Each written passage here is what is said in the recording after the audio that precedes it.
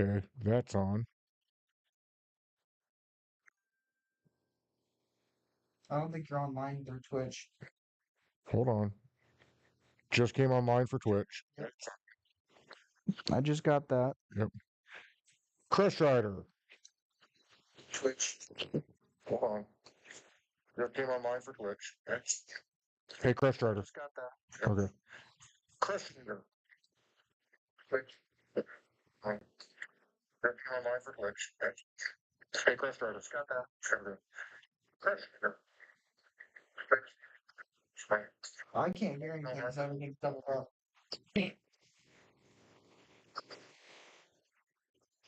All right. Time to.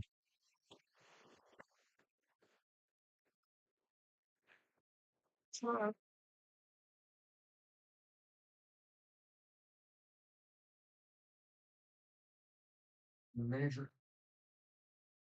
Yeah, now we're back to you not having any audio. Yeah, now we're back to you not having.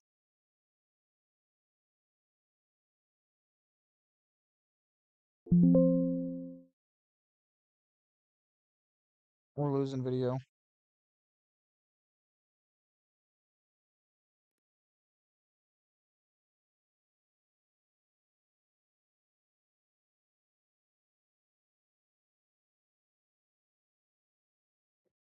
Bluetooth man, thank you for the like.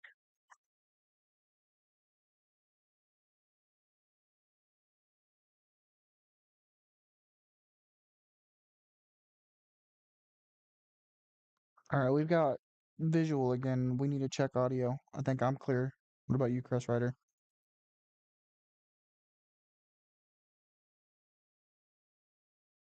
I no longer. All right.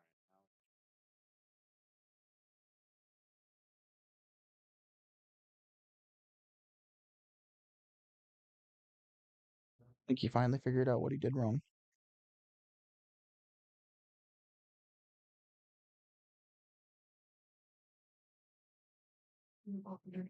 All right, one more test. All right. Try your audio real quick. Well, the audio works fine from my end. I don't know why I'm so quiet on your guys's, but I'm maxed on my side. I don't know what else to do. We're good. All right. So, hey, Nomad Nation, I am so sorry. Just like a third of the country, the Go full screen. oh yeah, the Shire is being hit by this winter storm. All three co-hosts of the Nomad Gamers are dealing with winter weather right now. So connections are all goofy. We have high winds and very bitter cold weather right now. So it's playing havoc on everything, and we apologize. But we're back. We're doing what we do. So okay, so wow, and the squishing of stats. Okay, I had a question about that going forward. So, um, talking about level squishing and stat squishing, it's very surprising. Like, so when you squish stuff like that, are they, does it take longer to now level up? Like, let's say they're at 120, they squish down to 50. Does that 50 now equate to the same amount of levels as what 120 did? No, but they didn't do a level squish this time. I know, but that's just my like I was trying to understand it a little bit more. No, when they did that during Battle for Azeroth, because that's exactly what they did at the end of Legion. They squished you from 110 down to or it was 120 going down to 50. And then you leveled back up to 60 during Battle for Azeroth. No, the 1 to 50 is incredibly fast. And in fact, recently they just nerfed the amount of experience required to go from 70 to 80. So everything is really fast to level up. Another question. Are they vaulting content? Like, Content doesn't really get vaulted in the sense of what you're thinking in World of Warcraft. Anything that gets removed from the game is typically, now I'm not talking special events. Special events come and go. The only stuff that ever gets removed from the game is usually because the state of the world has been changed. When they revamp a dungeon, a lot of times the old version of that dungeon went away, but in recent years, Blizzard has actually begun returning those variants as a hidden secret you can access. If you do a particular task, you can gain access to the old stuff again. right. Well, what I'm saying though is like, um, you're running through the story again, and let's say you hit level 80, like you would in Lich King. Do you still have access to those Lich King quests, or does it push you towards the main expansion?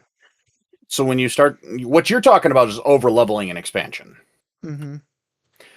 All of those quests are still there, but when you hit the max level for that expansion, if you are still able to level, all of that expansion's content will now only give you a very small fraction of the amount of experience that it would give. Yes, they try and push you Mm, towards the more current content. gotcha. Okay. And when he says squishing Fireball, uh, it's the attributes, is how hard he hits. It's his health, it's his defense, it's what the tank does, what the healer does, what the DPS does. That's the squishing that he is talking about. Am I correct, Crest Rider? Yep.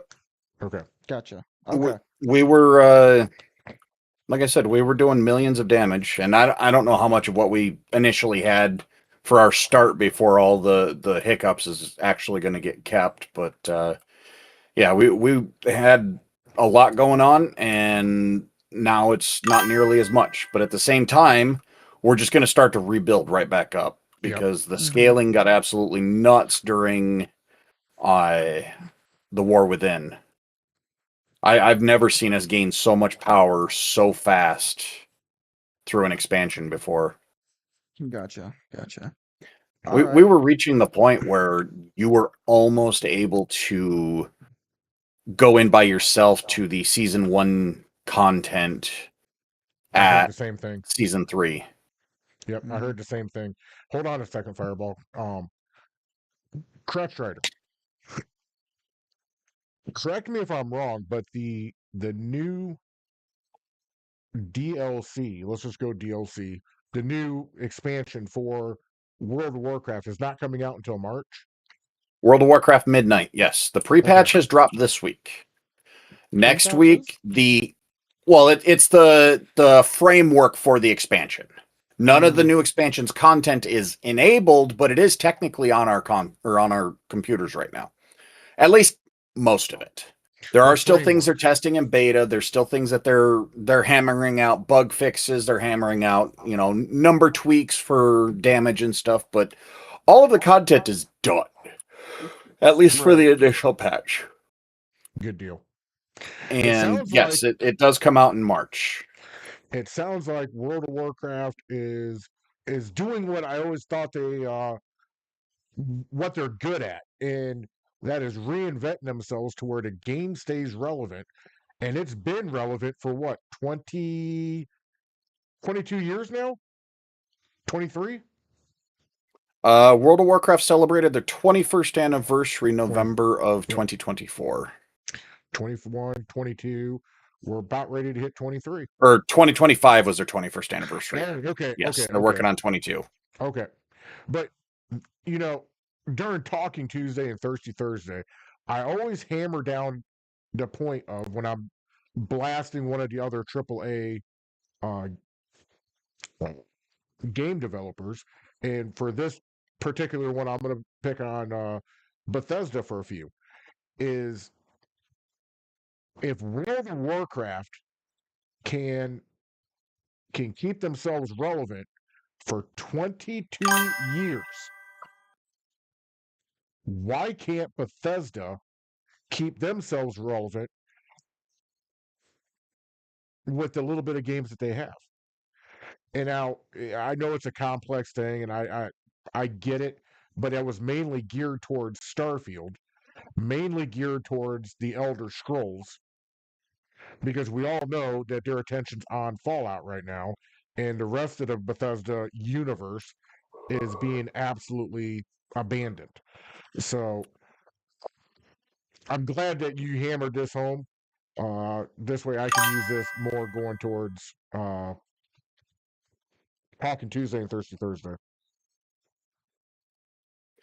It's going to be interesting going forward to seeing what the new expansion brings. They made some decisions during the War Within that I didn't necessarily agree with, but overall I enjoyed the expansion. So before we move on to our next topic, and I know the next topic's coming up, we have some comments coming from TikTok. So House of Voids, please don't make me miss WoW. You really don't want her missing WoW, because that rogue will come back and create havoc all over Azeroth. As an old school WoW player at 100, we saw it then. I'm not quite sure what she was commenting about, but there we go. Probably talking about the stat squish. Probably. And then I know what this is from. She says, GTA 5 kept itself relevant for how long? Well, that's a loaded question. Okay. Uh, GTA 5 was relevant up until, I would say, when the facility, and Fireball, please correct if I go off the rails here, but I feel like it was relevant up until the facility. And then once we got to the facility, Grand Theft Auto went the way of the Fast and the Furious. No, I mean, How not? I don't even think that. I think the fact that the only reason GTA 5 has stayed relevant is for the fact that the PC community and 5M community is what's keeping GTA relevant. If it weren't for that, if it weren't for the RPing community, that I don't think that game would be as popular The as RP community has nothing to do with Grand Theft Auto 5. They The have their hell own it servers. doesn't. They are independent. Okay? They make their own clothing. They make their own storylines. right. I understand. They put stuff into their server that they want. Right, but the thing is the player count still counts because you're still playing GTA. Even if you are playing under a 5M server, you are still counted as playing GTA under the player count. That's the only reason why their numbers are still very high, is Well, because of that. now hear me out. Okay? Because the question was staying relevant. I don't believe that the RP community is keeping it relevant. Okay? Because most players out there are playing it because they can play it for free. Talking about Grand Theft Auto 5. Free-ish. You have to have a PS you have to have the subscription to go online no matter what console you're on, or you got to have a PC.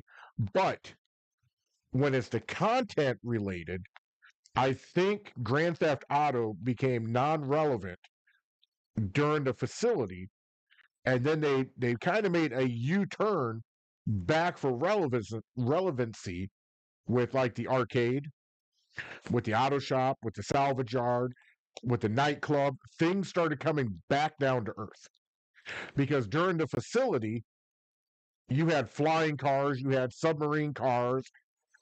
The only thing that was really No, I think the relevancy came back to GTA 5 when you were able to start doing all your money making stuff in an invite only session. yes, that made it more palatable. Because everybody the complaints that I always kept hearing when it came to GTA 5 was they were tired of all the weaponized vehicles. Yep. They were tired of the Oppressor. They were tired of the Deluxo. They were tired of the Torador. They were tired of all these weaponized vehicles that you couldn't destroy if they attacked you with them, because you had you were given, if you killed destroyed too many of those vehicles, you were put into bad sport. And nobody wants to be in bad sport unless you're an ultra tryhard that likes to just go into death matches. You don't do that. Yeah, I I think that's when it became more enjoyable to play Grand Theft Auto 5. You could actually start getting into the story. You can start getting into uh the businesses and everything else when you were able to go to an invite only or a crew session.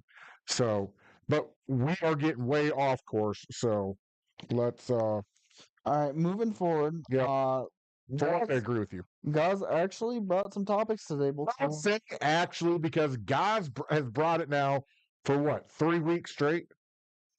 And how long has this podcast been going?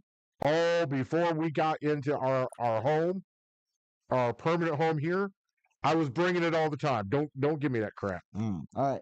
But yeah, we got some more information talking about the EA buyout. Guys, you want to take it? Yeah, what a absolute utter mess that the EA buyout is creating. In just the U.S. market, correct? Well, not only the U.S. market, and I'm almost willing to bet that this this kind of uneasiness is kind of settling all over the world. So what we're talking about is last week, Congress, the United States Congress, they wrote a letter to the FTC saying they are highly troubled by this acquisition that's about to happen. By the way, the shareholders voted overwhelmingly to sell to this investment group from Saudi Arabia.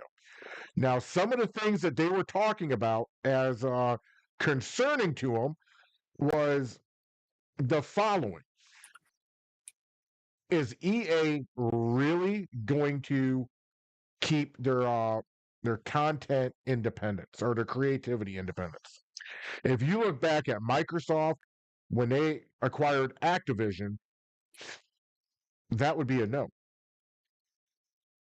The other one, and this is the one that made me kind of sit up in my chair a little bit, was they are concerned for job loss because a part of the deal is so massive with debt. So, as I said on Talking Tuesday and Thirsty Thursday, that this could get messy, but this is my prediction and my prediction only. It is going to sail through the system and be approved. But watch out because I think we're going to start getting some competition to Madden football, to the Sims, uh, everything that EA puts out or did put out. You are going to see some competition in some way, shape, or form. I mean, we're starting to see a competition with Minecraft now too, with Hytale. Yeah, that's the next topic, and I'll talk more about it then. Oh, come on, that was the greatest transition ever. You could have just started talking about it. Okay, fine. We've been seeing a lot about Hytale right now, and if you look at the tech or not text messages, if you look at the blue sky message and the X message from the respective leads of both of them, Minecraft and Hytale, Minecraft is saying it is a very polished game. And for this individual to say it is a highly polished game is a huge compliment to Hytale. But at the same time, he says, but I would rather keep playing Minecraft. And that is only because right now the similarities between the two games, in my opinion, they're too similar. Have you played Hytale yet, Chris Ryder? I own it, yes. What do you think about Yeah, I want to hear your thoughts about this because you play both. It like I said, like was stated, it feels extremely polished for what it has. It does feel like there are things missing. It's also in early access, and they have made how many comments of it needs time to be good. Yeah. That being said, it is a fully functional sandbox game as it currently sits. I have had hours of gameplay. I have not even broached multiplayer yet. I find it extremely fun to play. It brings more of a combat focus than Minecraft does. Yes. But at the same time, it's not afraid to have a circle. Items that it builds with might be round. They might be sloped. Roofs are much more accessible to build with than in Minecraft. It's not so clunky. Things look higher res because not only are the textures higher res, but you're able to build with more specialized blocks. Mm-hmm. That's not to say Minecraft isn't good and doesn't have its place. This game is planning on being something different. They said they needed time to get the quests in. They need time to build their magic system because they want to flesh that out. Hytale has a magic system. Right now, it's extremely limited. It's basically 2 stabs, and you don't have a proper mana pool that you can use to cast those spells. You have to farm a consumable reagent that basically functions as your ammo. So right now, magic is little more than a flavored crossbow. And that's what these two leaders said, or actually Hightails did. And I don't know if it was the CEO, lead director, lead artist. I don't remember. But it's the guy in charge. Yeah. He said that right now, yes, we cannot deny we look very similar to Minecraft. But give us time and you will see us chart our own trail and you're going to see us separate ourselves from Minecraft. And we're not saying that Minecraft is a bad game, but this is just stuff that we wanted to do that Minecraft just was never going to do. You know, I'm gonna say a very instigating comment here. What's that? Minecraft and Hytale is how you should act when you have a game come out that looks a lot like your own instead of what Pokemon and Power World did. Well, Pal World didn't do anything. Nintendo started freaking and sicking lawyers on them. But you don't see Minecraft doing this to Hytale. No. No, but here's my honest to God opinion about this, and y'all can agree, y'all can disagree. I'd love to hear from our audience about this in the comments. Minecraft has nothing to worry about. No, it's not going anywhere. No, Minecraft is so stable and has such a following that. But Hytale wasn't trying to take them out anyway. Exactly. They said flat out, we're not trying to take over. We're trying to do our own thing. Yeah. They put themselves out in early access because look at all the reports that we've had over the last how many months of Hytale being canceled. The original developer buys it back. This game's never going to see the light of day, and all of a sudden it's out in early access and it looks phenomenal. Yes. They put it out in early access to generate revenue to continue developing. And they've said that for the team that they've got several years worth of payroll and development costs so that they can continue to work on it right now. They've now hit the ground running and they're going to take it and they're going to do what they wanted to with it. But in the meantime, yes, it looks and functions a lot like a Minecraft clone. They have accepted that. I think the other difference is Minecraft is not worried like what Nintendo is. I think, and on top of that, Pal World really wasn't going to, from what everything I read, and I could very well be wrong, but from everything I read, Pal World was going to run parallel with Pokemon. So, you're trying to take us off topic here. So what? You're trying to take us off topic. No, actually, I'm not. I will say this. just from the little bit that I have played for Hytale,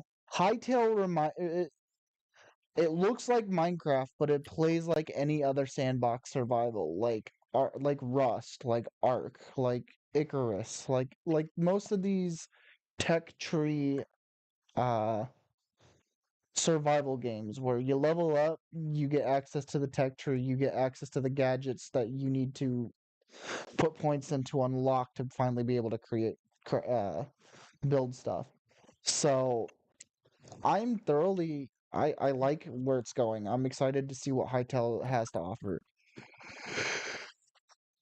I can't wait to see their implementation of quests because the developers stated Minecraft was an inspiration, but so was high fantasy like D&D, Warcraft, um, stuff like that.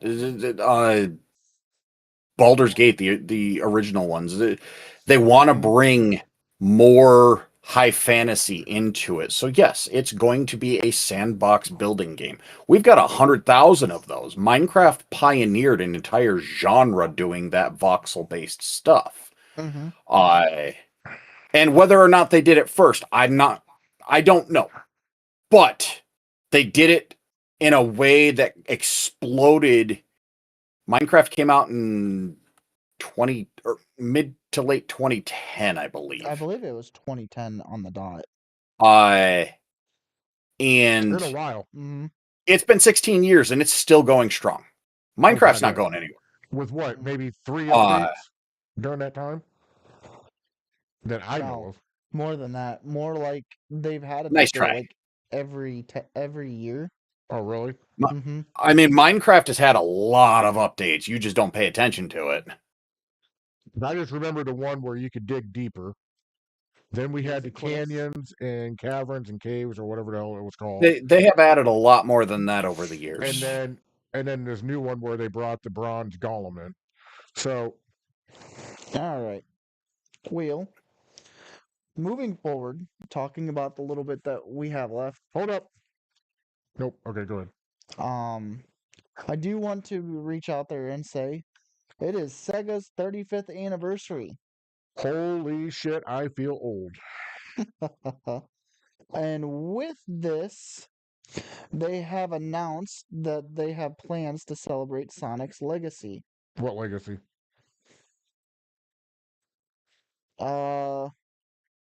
They said with Sonic's 35th anniversary, I'm sorry, it's Sonic's 35th anniversary, not Sega as a company.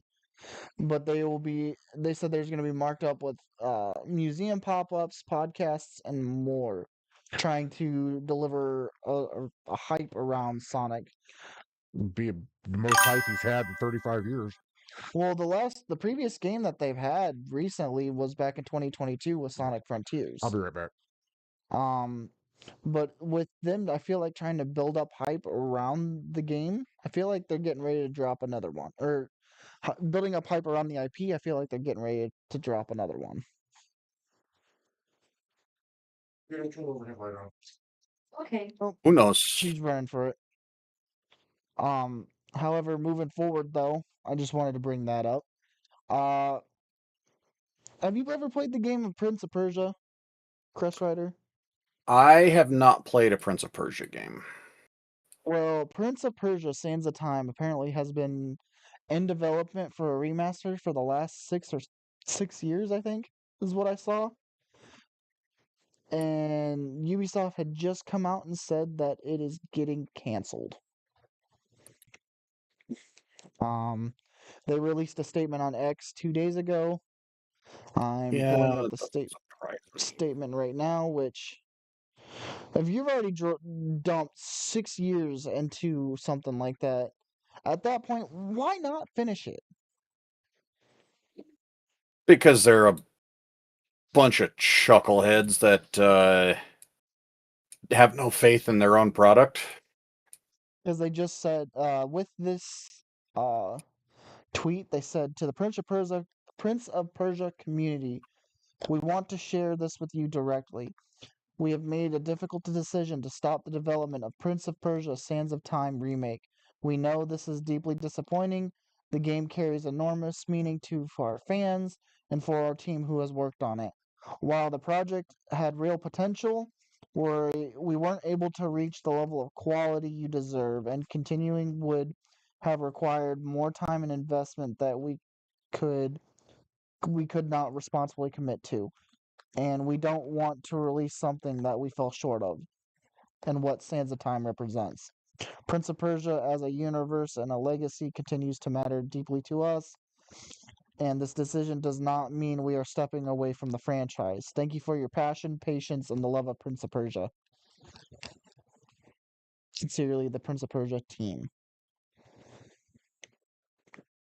I mean, I guess that kind of answers a little my first question of you've already dumped 6 years into it. Why not just try to finish it? But Because they don't want to funnel resources into something they don't have the confidence in. Something shook up what they felt was a easy profit margin. So now they're afraid. And instead of putting their faith behind it and it's their players, they just went, nope, we're done. I mean, I get it, but at the same time, as somebody who, like, if I heard of like, let's just say, for instance, we're Godfather and I are Fallout fans. If they came out and said that they're going to 3D remaster Fallout 1 and 2, and then after making us wait for so long, saying, sorry, we're not doing it anymore, I feel like I would not. Be careful with those words.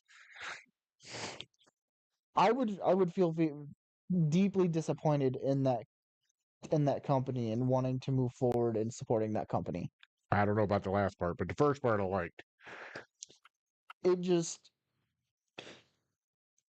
it's almost like Rockstar saying, "Sorry, something went wrong with GTA 6. We're not dropping GTA 6 anymore. It's indefinite or possibly canceled." They built up so much hype around it, whether it's in their own community. The hype for Prince of Persia may have not been as public as some of these other bigger games coming out, but you get your community all excited just to be like, sorry. Well, That's my whole shtick behind it is it's almost like just it's the carrot. It feels like the carrot and the stick. who makes it? Who's developing the Ubisoft. game? Who? Ubisoft. Oh, that makes a lot of sense then. That makes a lot. I think Ubisoft is almost ready to be knocked out because I came this close today to putting news in the show notes about Ubisoft. Ubisoft has lost almost 25% on their shares. They are hemorrhaging. They are hurting. And then I went from PC Games over to Game Rant, and everybody knows that's where I get most of my gaming news from. I feel like they're pretty solid on the information front. And they said that Assassin's Creed Black Flag remake is a band-aid, but it's not a ship for Ubisoft to sail off on to strengthen the company again. So I don't know. But then again, we were talking about Ubisoft possibly going out of business this time last year. Mm-hmm. So I don't know. All right. Last thing before we start talking about Fallout stuff. Oh Lord, we're cooking today. Yeah, this week there really wasn't a much. I mean, there was a boiler explosion that happened at the Rockstar North headquarters. Yep. However, nothing big came out of that. It was literally firefighters showed up, took care of it, they cleared the scene, and everybody was right back to work. Well, there was a statement put out by Rockstar North saying that the boiler exploded, Mm-hmm. created some damage where the boiler room was, that no harm came to the Grand Theft Auto 6 development, and that they were open and they were operational. And like I told my fans last Monday, talking Tuesday and Wednesday, as news was trickling out about this, is the most important line in that entire thing. They were open and operational. If they were not open, it'd be because of they didn't have any heat. But to be open and operational tells me the only reason why this was news from Scotland was because it was Rockstar North. It was where Grand Theft Auto 6 is. I think that's the only reason why it made this kind of news. All right. Well, we have a new game alert on the horizon. I briefly talked about it before in one of our last episodes, but we've got more information to talk about it. There's this new game called Marathon. It will be released on March 5th, 2026. What's marathon? Like running? Like what? It is a looter shooter styled RPG. Whoa. You're going quick there, Fireball. Back up. It's a lunar shooter? Looter shooter. Oh, looter shooter. I thought you said lunar shooter. No. Oh, what the hell do I want to shoot somebody on the moon? It's from the creators of Halo and Destiny. Could be good. It's got a lot of from the trailer that I saw. It's got a lot of mechanics from Destiny, and it's got a lot of mechanics from Halo. It says on their website. It says infill into the dark sci-fi world of Tau Ceti 4, a derelict Connie rifle with runners, UESC security forces, and unpredictable environments. As you scavenge for valuables with a crew or alone, tense exploration breaks into fast-paced PvP combat. Exfil to assemble stronger builds with your stolen loot, then put your gear back in. Okay. It looks like it looks like a sci-fi Tarkov or another Arc Raiders. Really? From the sounds like, but like in first person. Right now, going off of some of the stuff that I've read, again, March 5th, 2026 is when it's supposed to drop. However, the roster that they have for story characters right now is one to be I'm very excited about, because I love all of these people when it comes to voice acting. They're adding Jennifer English, Roger Clark, Neil Newbon, Samantha Bayard, and Ben Starr. You may recognize one of those names, Father. You don't recognize Roger Clark? No, because I don't care what their real name is as long as their voice is good in whatever game I'm playing. It's Arthur Morgan. Guess what, dude? I done just told you. I don't care what their real name is. You see, I love Red Dead 2. I really do. Okay? Just like I love Fallout 3, Fallout 4 on New Vegas, Fallout 76. When it comes down to the voice actors, I don't care what their real name is. I really don't. Because even if I saw them at a Comic-Con or a Game-Con or whatever, I'm still going to call him Dance. I'm still going to call him Arthur. I'm still going to call him Dutch. Like, in my head, when I hear that voice, it is that character.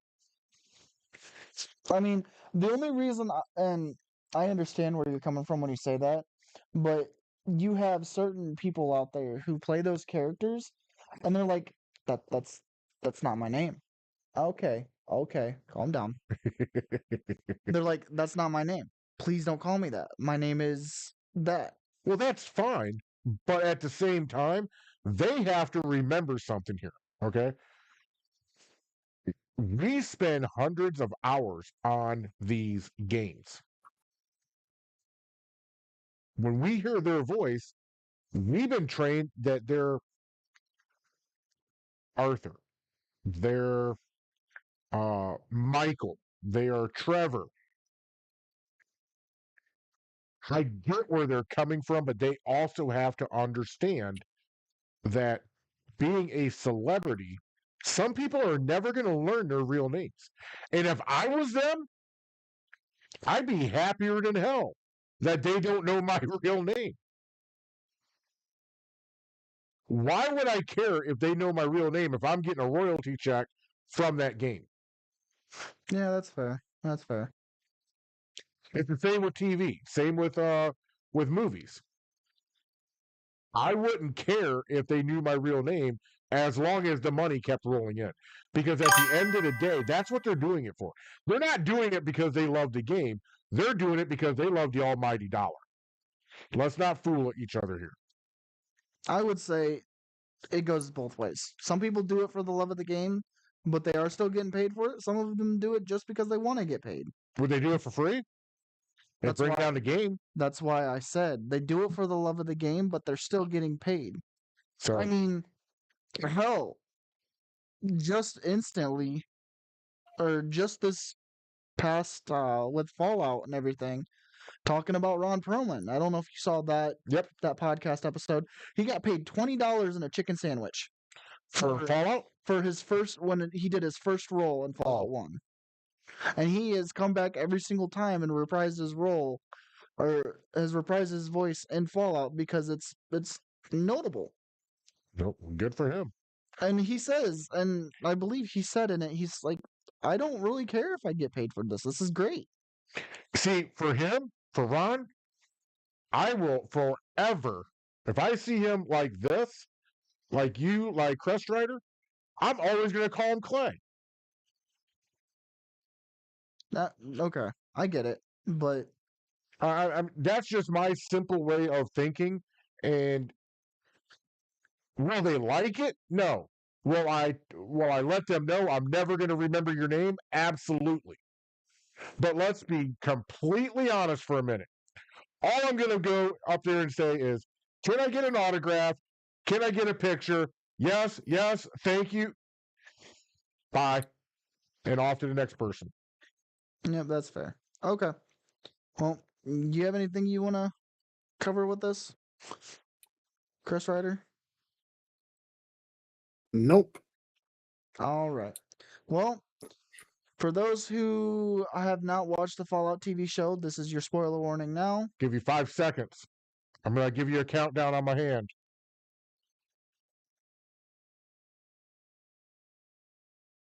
They do this even though I haven't seen the show. It's not like I can bail. All right. You're up, Fireball. Well, I. What an episode. I mean, What an episode. there is. I mean, the one thing I will state is we need to come up with a new enemy. What do you mean a new enemy? It seems like it is always the same faction, Like what faction are you talking about? the Enclave. Okay. They don't need to come up with a new enemy because that's the enemy in the lore. I understand that, but in post-war, when we hear that super mutant talking about the Enclave saying there's a war coming, how the hell is there a war coming? In Fallout 1 or in Fallout 2, when you destroy the oil rig, that's where their base of operation was on the West Coast. You snuff out the East Coast when you play Broken Steel in Fallout 3. Okay. Let me ask you this real quick, Fireball. We've already talked about this and I already proved my point, so I'm going to go right back to it. I'm going to circle back to it. Caesar's Legion. At the end of New Vegas, we think we have wiped them out, correct? But we don't. The thing is We think we've knocked don't have a canonical ending for New Vegas. We don't have a get that. canonical ending for 4. Because there are multiple endings. There's only one ending for 1. There's only one ending for 2, and there's only one ending for Fallout 3. Let me ask you this question. How many times in the later Fallouts has somebody came across a jacket and started calling themselves that group? But there's entirely a difference between Now, trying to restart a faction and it being the same faction. now, how many times have we heard of somebody coming across that area where that faction was operating out of got wiped out, they find the clothing. They Give find me one good example. Caesar's Legion. They just showed it in the TV show. At the end of It's the same. hold on. You asked me a question. I'm going to answer you. At the end of New Vegas, depending on which way you go, and mind you that the TV show said, Todd Howard said, we are not going to cut. We're not going to give you a firm ending of New Vegas. Am I right or wrong? You're right. So we see that Caesar was killed. His legion was destroyed. Caesar We see this in the game, yes, depending on what you in the choose. TV show. No, you don't. Yes, Not you do. no, you don't. Not in the TV show. You were not told that Caesar was killed. Caesar died. They don't tell you if he was killed. They don't tell you if he died from his brain tumor, but he died Right there on the hill. right there on the hill. Yes. And So we don't know. neither side was around for that Yes. because they said neither side would allow their leader to go up and see who the successor is. You're right. Exactly. And I That's think I because misspoke. when They were around, that they came across this and they became the Atom Cats. Okay, I will give you that. I will So- 100% give you that. Name me a significant faction that has been reformed. Has been reformed. Like the original faction has died off and they came back because somebody The entire faction or just a part of the faction? Because the Enclave is coast to coast. We don't even know what happened to the Enclave in the center.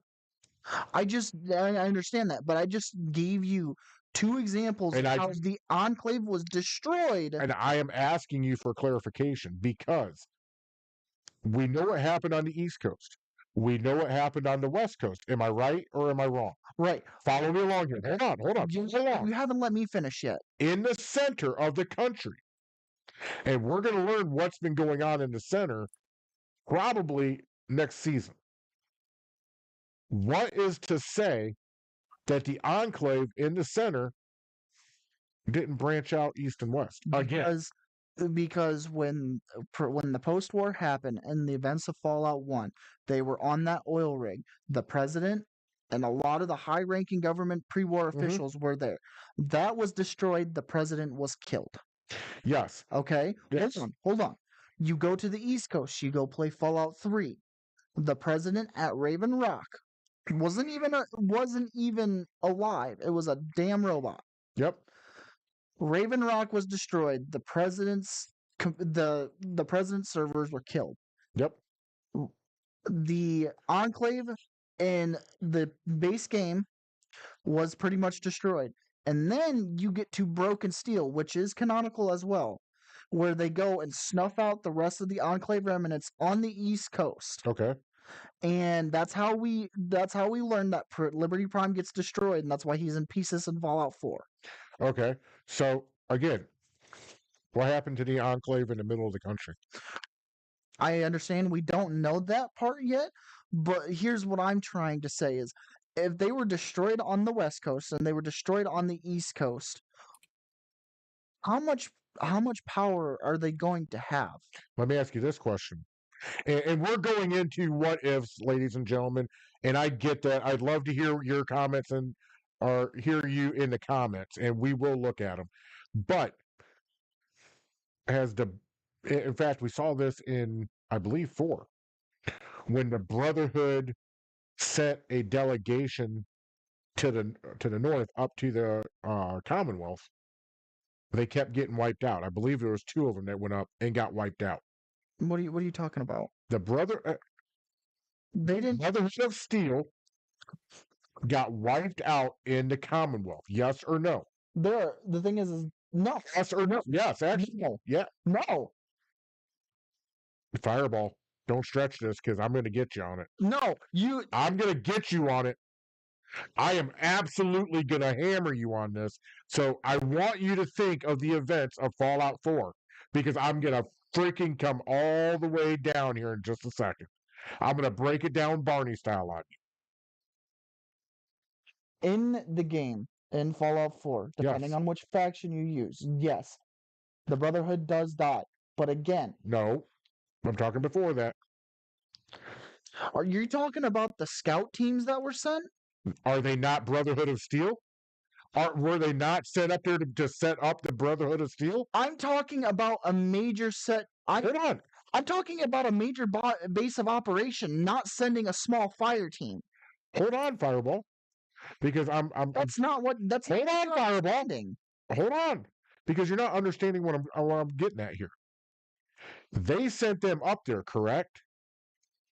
To set up a base of operation. No, they were sent in. It's not what Dance says. They were sent in to find. It's not what Dance says. Oh my God, you're gonna.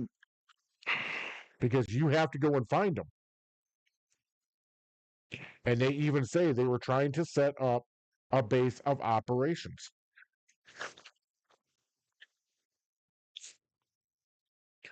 My point is They were sent in what you hear from the debut, from what Dance tells you when you originally start talking to them before the Pridwin shows up. They were sent in there to find the shortwave radio links that were coming from the Institute. That's why they were sent in there. Once they got done with that, they were supposed to report back. They never found their stuff, so yes, they ended up finding a place to hunker down and build a base of operations off of. so let me ask you this. We're going to move on from this. But do we know what is going on in west of the Appalachians and east of New Vegas? Do we have any idea? Has it ever been said in any of the Fallouts? This is something even Crest Rider could answer. I can't think of any. There are. We don't get anything in depth, but there are holotapes. There are like terminals you can read. You can About the Midwest. You can piece stuff together. Yes. So do we know what factions are sitting in the Midwest? And I'm talking Texas to Minneapolis to Michigan. I mean, Montana. There are certain places where yes, you can absolutely say yes, this faction is. So which factions are in there? The Legion is North Dakota, South Dakota, Nebraska, almost, I believe, like northeast of New Vegas is where the Legion is set up. The Great Khans are in Arizona and New Mexico. Like we just found out from the TV show about the Brotherhood of Steel on some of their other chapters. Right. So what is there to say that the Enclave doesn't have a big presence in areas we have not been to yet? Like Florida, Louisiana, Georgia, Texas. See, here's what I'm trying to get at with you, son. In the Wasteland, the way that Todd Howard and the Fallout creators are going with the TV show, you have to look at it from those eyes. And I'm telling you, if you look at it from a strategical standpoint, You can't look at it from strategical. If you get your ass handed, if you get your army ass, if you get your Can you talk? Spit it out, Junior. Spit it out. If your army gets their asses handed to them on two different fronts, what are you going to do? It depends on. It all depends on who you are. If you have suffered catastrophic losses, pretty much nobody survived, and you're running off of a bare bones crew right now, what are you going to do? Start recruiting and get my numbers back up and give it another whack. Okay. Learn from my mistakes. Okay. And that's what most factions do. Okay, hold on.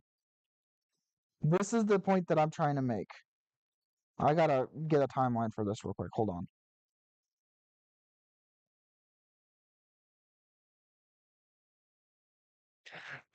All I'm saying is I am just staying open-minded to the fact that there is so much ground that we have absolutely no idea about.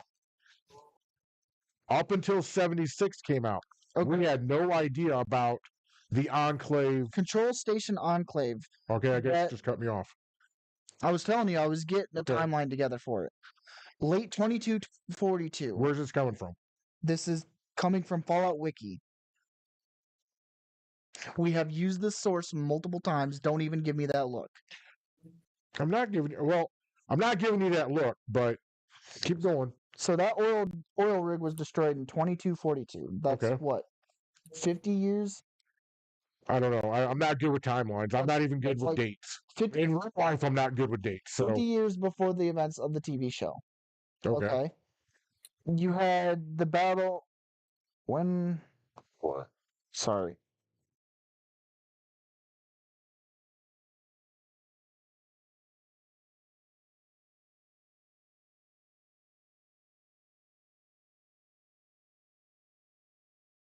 The Battle of the Capital Wasteland happened in 2277. Okay. Okay. So even if the Enclave fell back to Raven Rock from 2242 to 2277, and then they took another existential loss there, Mm-hmm. that only gives them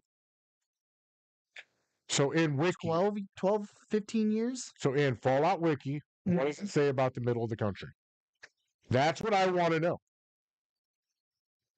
Did they have any reinforcements from the middle of the country, or does it say? And please listen to what I'm saying. Does it say that the only Enclave factions were on the East Coast and the West Coast? The only two major bases we have are that are known about are the three. I'm sorry. But are there any I don't know. I haven't been there yet since the new update. But the two that we know of that were destroyed were the oil rig Yep. on the west, Raven Rock in the east, Yep. and the White Springs bunker. And that has not been destroyed. That has not been destroyed, but There's nothing in it. exactly. It's just robots. Exactly. We don't have any idea where there's anything left. But what I'm trying to say though is I'm going off the pieces that we know. Mm-hmm. I know there's nothing else out there that we know of right now. They got their asses handed to them in 2242. They fell back to Raven Rock. I know you've already said this. They again, how can you be such a big and bad villain when I mean You have to okay. you keep going back and they're like, we lost here, we lost there. Well, let me ask you this question. How easy is it for information in the post-apocalyptic world of Fallout? How easy is it for information to get from the East Coast to the West Coast? Yeah, I can see your point there.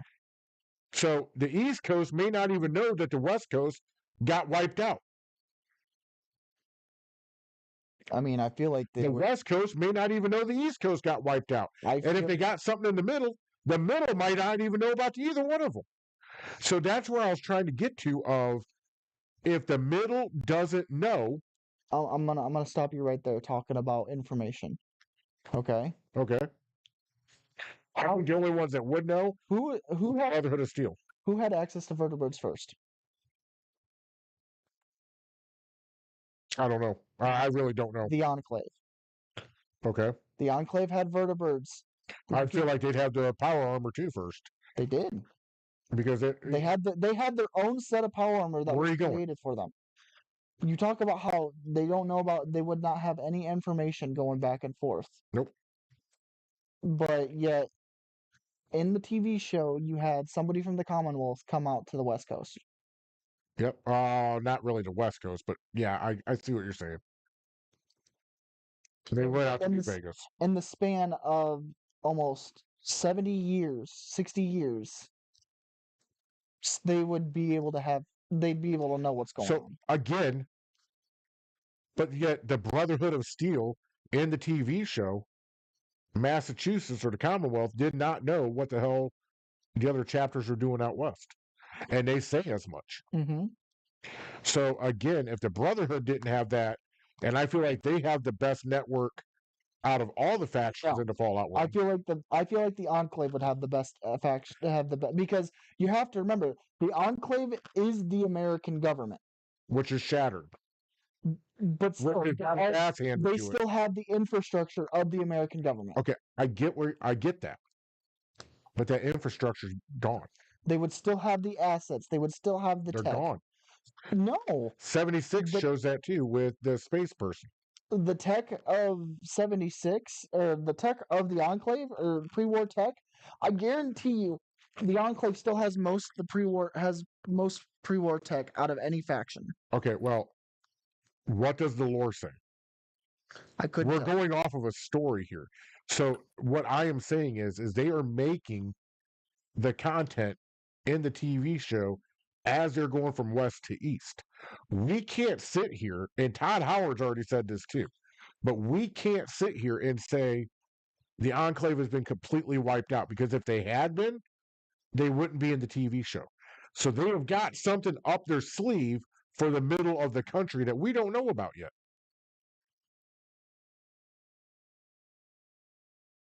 Would you agree with that statement? Mm-hmm.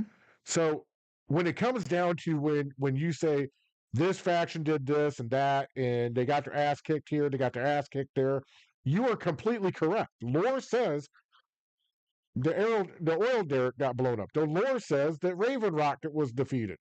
The lore says all of this stuff, and that is what we have to go by.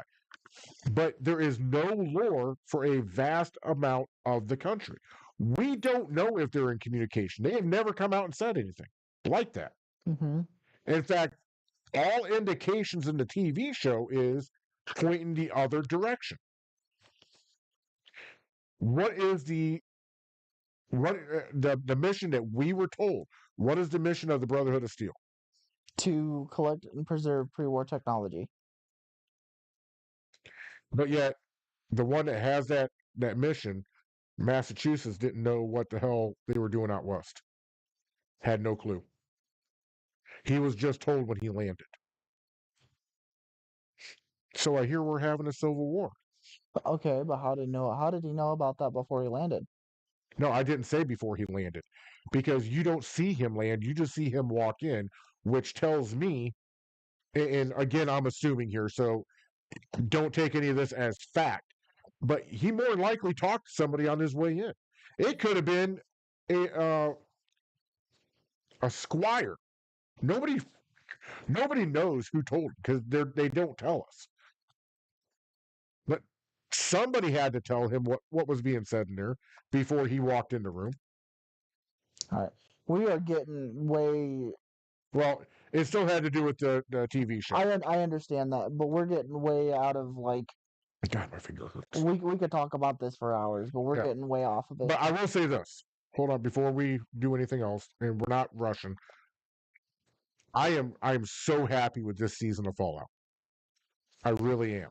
Really? And for an individual who was so disappointed in season 1 and thought season 1 was just absolute garbage, because it is, season 2, in my eyes, in my opinion, has saved that TV show. I am so excited to see what's going on with Lucy, to see what is going to go on with the ghoul, to see what the hell is going to go on with the bombs. We still don't even have an answer on that yet. And then what I'm most excited about is when they leave New Vegas and they keep going east, which direction east are they going? Are they going to go northeast, or are they going to go southeast? That is where there's a lot of meat and potatoes. So I feel like while they're answering some questions, and they're doing a very good job answering some questions, they're creating other questions where the lore that we know, they are challenging that lore.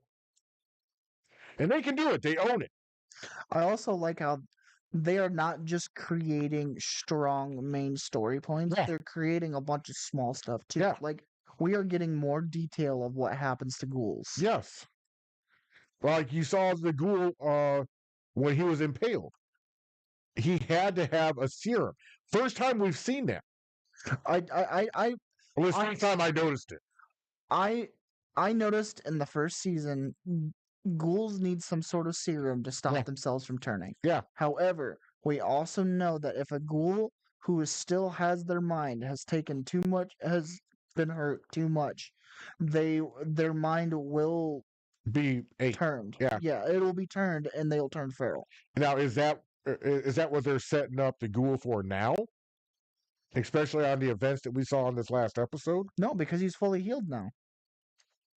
Because if you remember, they put a uranium yeah, ore in his chest. I know. But that's the thing is, talking about that, they had something where they said we knew that ghouls were created due to humans coming into exposure on small doses of radiation. That's how they turned into ghouls. How they Mhm. turned into ferals, they consumed high doses of radiation. Yeah, we know this. What they were talking about though is a ghoul who still has their mind can still take low doses of radiation to heal themselves. However, where the point they will still heal from radiation, but their mind will be consumed as if they start taking heavy doses of radiation consistently. Yep. That is why when he was healed by that ore, that Okay, ore yeah. was I'm just wondering if they're setting up something for the next season, or we don't know what they're setting up. mm, Okay, I thought this and you asked me right after the episode because I sat there and I went, hmm. There was so much information packed in there. That was really a setup episode. Okay, there's so much information in there, and where I am starting to enjoy this at now is that we're getting into new content. We're getting into new lore. We're getting into uncharted territory. I feel like we're going to see the inside of the Lucky 38 here soon. I feel like here soon, I don't know if they're gonna if they're gonna do anything. I think they are. 38. I think they're going to push that line. And the reason why I think they're going to push that line is because they pushed the line on the one part of the lore that you cannot debate. They pushed the line on the dates that the bombs dropped. No, they didn't. Yes, they had to clean that shit up. No, they did not. They said the bombs still. That's what I'm talking. Right? You just said it. You made my point for me. They had to say, which means they pushed that line. The bombs. We've always known this. The Yes, bombs yeah. have dropped on October 25th, Yep. 2077. Yes. That's never been changed. No, but they went right up to that line, and they had to come out publicly and say, "We're not changing the date of the bombs dropping." Right. They had to clarify what was on the TV show. Mhm. So they are flirting with that line. They're not breaking the line, and they don't have to. But if they come up to a point, and I know what they're doing, they're doing it for more views. They want people to come back the next week. They want people to say something online about it. They want to be able to have to say it in public. I don't think there's any part of the lore off limits for them right now. Because right now they said they want to try to keep endings ambiguous. Yes, and they are too. They said they want to keep 4's ending ambiguous. They want to keep New Vegas's ending You ambiguous. know what? Now you said something about 4. How can dog meat? It's not the same dog meat. Well, again, there's a lot of new players that are going to be going, Right. But again, if you remember playing 3, there was a different dog meat wasn't even a German Shepherd. Dog meat was a blue heeler. I do. But again, on this program, on this podcast, we have also got to kind of rein it in as, yes, we know a lot about the lore. The people out there may not. Okay. But what I'm talking about though is they've already kind of shot themselves in the foot of trying to keep the ambiguity of endings. We know the Prid one was still there. Therefore, we know the Institute ending was not real. Therefore, we know the Railroad ending is not the canonical one. Yep. So that leaves only 2 endings and 4. If we see Mr. House dead, that ruins the House ending. Yep. And that's why I don't think we're going to see Mr. House. That's why we don't. I don't think you're going to go upstairs in 38. I think they're going to pass through the lobby. No, I think there's no reason for them to go through the Lucky 38 if they're not going to go up there. He's going through. He's reminiscing because the ghoul knows about Mr. House's stuff. I know, but he's reminiscing. He's getting thrown back in time a lot. All right. Anything else we got to touch on? Because we're kind of going in circles here, and poor Crush Rider's down there flapping in the wind. Crush Rider's probably got us tabbed out and is playing WoW. I don't have you tabbed out. You're up on my second screen. He's still playing WoW. You realize I do that pretty much every week. It's just catching on. All right. So, do we have any other topics to talk about? No. I mean, there really wasn't much to talk about. I did do a lot of trying to deep search stuff. Deep search what? Just stuff that's going on. We've got more to talk about with Life is Strange. They said that they are bringing back 2 of the main characters that have always been part of the game, which is Chloe and I don't play the game, so it doesn't matter. Chloe Price and I forget who the other girl was when you play. Chloe and Max. Chloe and Max? Mm-hmm. Ooh, we get Chloe and Max back. The other thing is the former Nintendo of America CEO that retired a couple weeks ago has now just joined the Hasbro board of directors. Well, then he didn't retire, did he? The Fortnite is getting another crossover with The Office. They also have another crossover coming that I just seen it, and it's very controversial. Fallout got a crossover with Call of Duty. Yeah, that's stupid. That's just absolutely stupid. Nvidia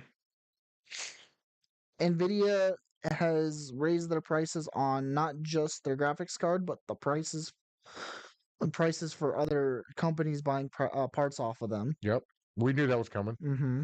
Nothing new there. Nothing shocking. Forza Horizon 6 just dropped another gameplay teaser trailer, which looks amazing. Okay. And there's been a big push on what's going on with Fable, because Fable is like on the verge of being released. Okay. All righty then. Yeah, it was kind of a slow week for news. Just was. All right, we will go into. Oh, did you already cover the background? Did I miss that? He did not cover it on stream. No, he talked to. Oh, hey, Crash Rider, what is your background of? Today's background would be the outside of my Alliance house in Founders Point in World of Warcraft. What is the Alliance's name, or the guild's name? Alliance. The guild that I'm in? Yeah.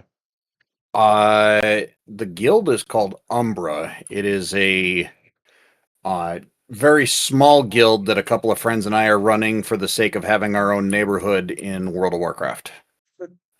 And is that different than the Alliance? No. Okay. I was just clarifying. I was gonna say the house you got behind you kind of looks like a Stormwind house. Yep. It is a human style house. They just released Blood Elf and Night Elf houses. I have not found the need to utilize either of them. Good deal. All right. Well, all right. Fireball, you're up first, bud. We'll go to our single announcements. I will say I do apologize again on the behalf of the Nomad Gamers today with our production. We just, with everything going on, God's Father said it best with the weather. It's kicking all of our butts. And exploding trees. Oh my God! Exploding. The fuck. All right, we're gonna move on to Crush Rider. I wasn't done yet. Oh, you said exploding trees. I thought you were over there joking with us. No, I did make a joke, but I wasn't done. We're gonna continue on doing Tarkov for streams. I've got a couple of collaborations that I'm trying to work out with certain content creators. Hopefully, moving forward. Well, I didn't get enough sleep last night. Mm-mm. Oh God, no, I didn't. Um, Hopefully, moving forward, we'll have a little bit more fun with that. We are on the path to affiliate. I don't know if anybody has been keeping up with that. If there are people in here who watch my stuff, we just need 2 more days before we hit affiliate. So hopefully, I'll start running the process on that. Mr. Crest Rider! I got nothing special. I continue to play World of Warcraft. I'm playing Hytale. Just waiting for actually, I did pick up a couple of new games on Steam this week, and Dragon Quest VII Reimagined comes out February 5th. I played the demo of that. That was fantastic. When the game launches, I get to take my demo over. Or my demo save file, so I can just continue playing the game. I'm looking forward to that. The end of this week, I believe Thursday, January 29th. I think that's Thursday. Code Vein 2 comes out. I might do a little bit of streaming of that in Discord, since I don't stream on Twitch or anything. I don't expect to be good at it, because it is a Dark Souls type game, and I enjoy them, but I am not great at them. So you want to watch me come get frustrated and fail miserably at that for a while? Well, you're welcome to come watch, but I can't guarantee how long it lasts, because when I get frustrated, I'm like, all right, time to go do something else for a while. So There's a reason why I don't play Souls game. My temperament wouldn't be able to handle it. All right. But that's about all I got. All right. Guess it comes down to me. So, as everybody out there, if you're watching my game streams every night, you will know we're hot and heavy into Grand Theft Auto 5. We have now set up all of our passive income. I am still looking for a crew. Need 3 more souls. Actually, 2 more souls. We're gonna have fun. We're gonna be doing missions. We're gonna be doing not quests, missions. We're gonna be doing contracts.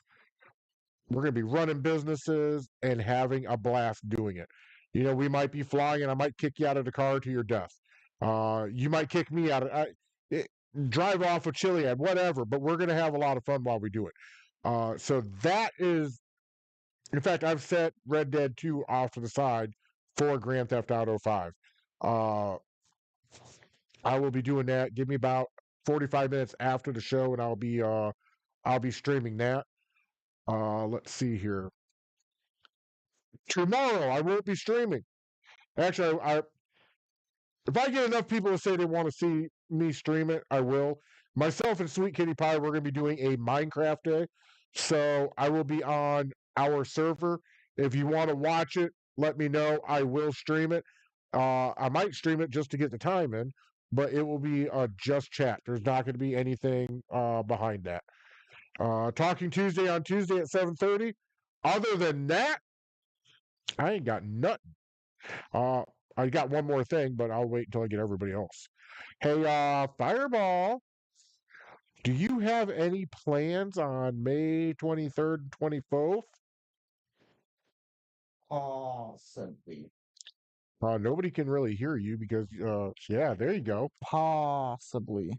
All right, so if you are in the Quad Cities, May 23rd and 24th, and if you don't know what the Quad Cities is, then you're not from here and you don't know what I'm talking about. But if you're in the Quad Cities, at least me, I'm going to be at the Bend for the Quad Cities Game Con, kind of Comic Con, Game Con, kind of the same difference. Mick Foley's going to be there. They're going to have voice actors. Pretty much everything that you can find at a Comic Con / Game Con. The Nomad Gamers will be there. We'll be out wandering around. At least I will be. If Fireball has nothing else going on, I'm going to pull him with me. But yeah, we're going to be out there doing that thing. So hopefully, here soon, 1st of June-ish, I'll have Mick Foley's picture up above me, and I'll start making a wall of me with all these celebrities and voice actors.